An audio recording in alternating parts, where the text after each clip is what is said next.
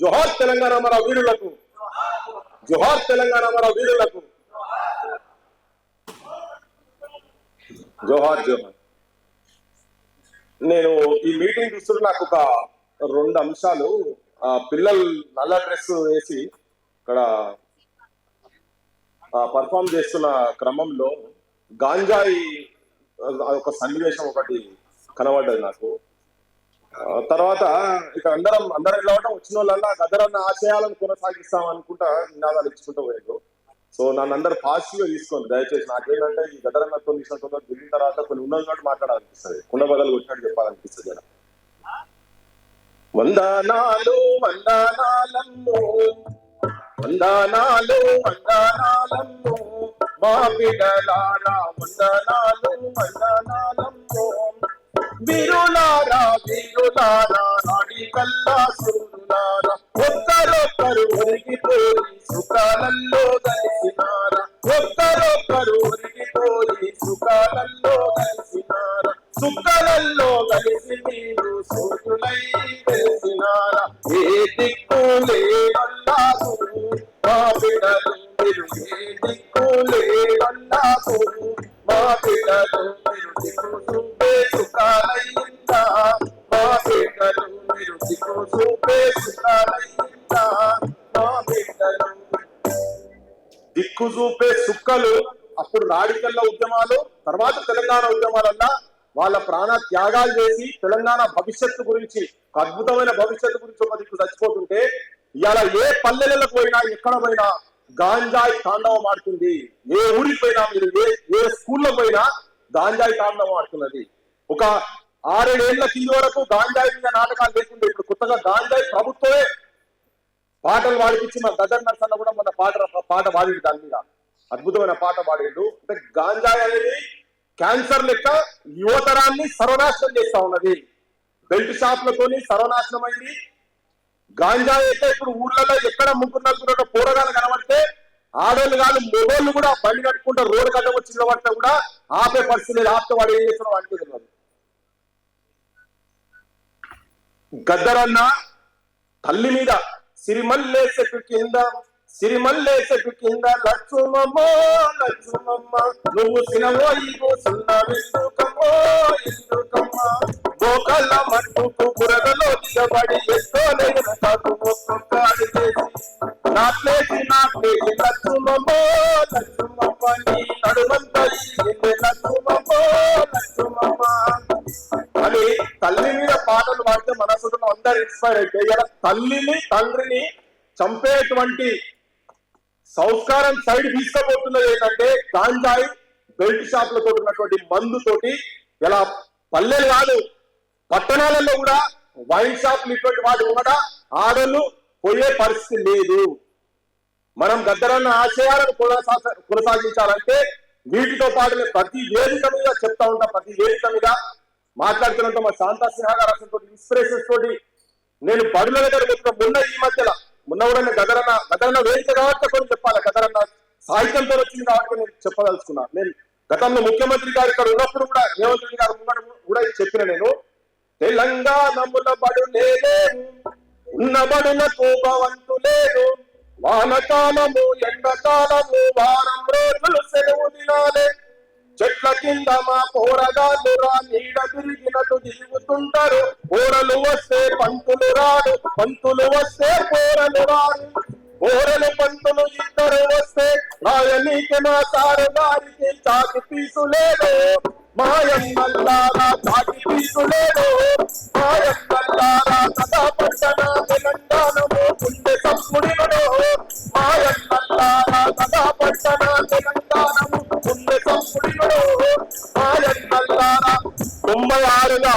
1996 గద్దరన్న ఇంట్లో తర్వాత లౌరెన్ టాకీస్ దగ్గర మొట్టమొదటి పాడిన పాట ఇయ్యాలకి మొన్న 3-4 రోజుల కింద నేను ఆలంపూర్ పోయిన 560 మంది విద్యార్థులు ఉంటే డార్మెట్రీ అదే, వాళ్ళు పండుకునేదంతా మొత్తం అక్కడనే, క్లాస్ రూమ్లు కూడా అక్కడనే, ఉతికే బట్టలు కూడా అక్కడనే ఆడేస్తున్నారు, బెంచీలు లేవు, చాక్ పీసులు లేవు, ఒక్కటే చిన్న అర్రలన్నా 40-45 మంది పిల్లలు అక్కడే పండుకుంటున్నారు. బాత్రూమ్ లేవు, దానికి మొత్తం బయటికి పోయి వస్తున్నారు. గద్దరన్న 96లో రాసినటువంటి పాటకు ఇయ్యాలని కూడా వేల బడులు గత ప్రభుత్వంలో బంద్ అయినాయి, ఈ ప్రభుత్వంలో కూడా బంద్ అవుతున్నాయి. సౌకర్యాలు లేక సతమతమై తరగతి గదులలో భావి భారతదేశ నిర్మాణం జరుగుతుందని చెప్పి చెప్పుకుంటూ వచ్చినాము. కానీ ఇవాళ పేదోళ్ళు ఏ పేద ప్రజల గురించి గద్దరన్న పాకులాడిండు, జీవితాంతం ఎవరి గురించి ఉద్యమాలు నిర్మాణం చేసిండు, ఎవరి గురించి సాహిత్యం తయారు చేసిండు, వాళ్ళు చాలా హీనంగా ఘోరంగా చదువుకునే పరిస్థితి ఉన్నది. చదువు పిరమైంది.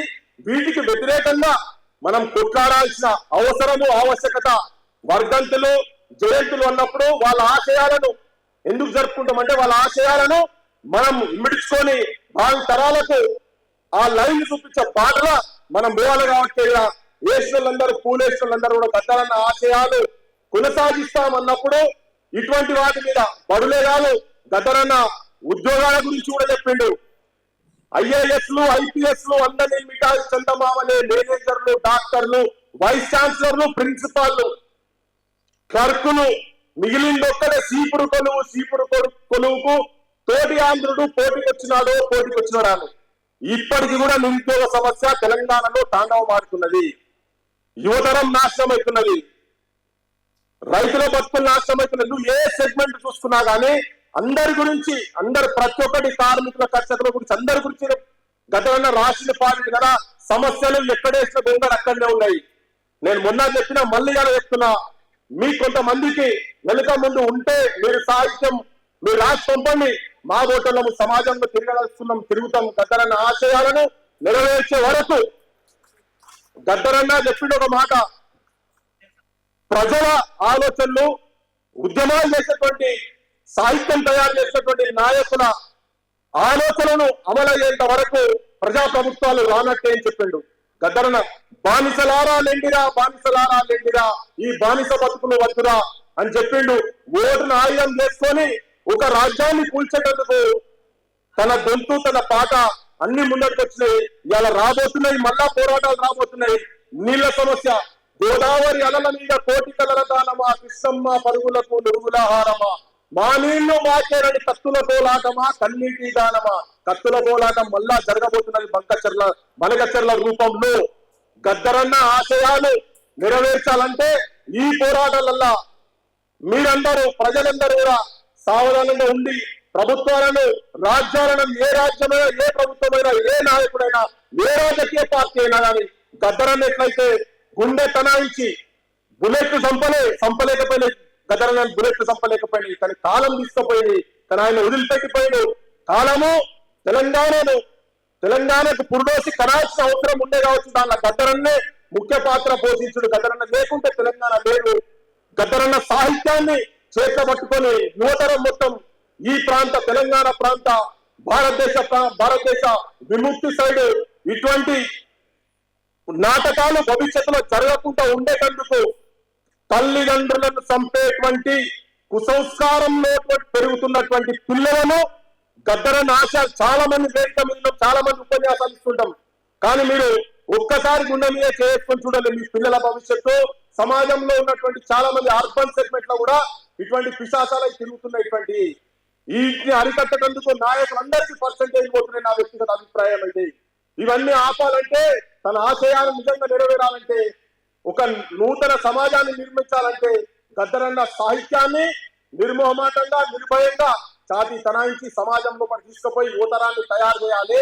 మళ్ళొక్కసారి చెప్తున్నా, సమాజంలో ఒక ఉదాహరణగా ఉండేటువంటి ఆత్మ బలిదానాలు చేసుకొని 1200 మంది పిల్లలు, అంతకుముందు ఫైరింగ్ జరిగితే 369 మంది చనిపోతూ వచ్చినటువంటి తెలంగాణ ఇవాళ గాంజాయి, బెల్ట్ షాపులు, తాగుబోతుల రూపంగా తయారు కాబోతున్నది. తల్లిదండ్రులను చంపేటువంటి కుసంస్కారులుగా తయారవుతున్నారు. కాబట్టి దాన్ని ఎదిరించాలంటే గదర్ ఫౌండేషన్ నుంచి మా శావశక్తిలో మేము చేస్తాం.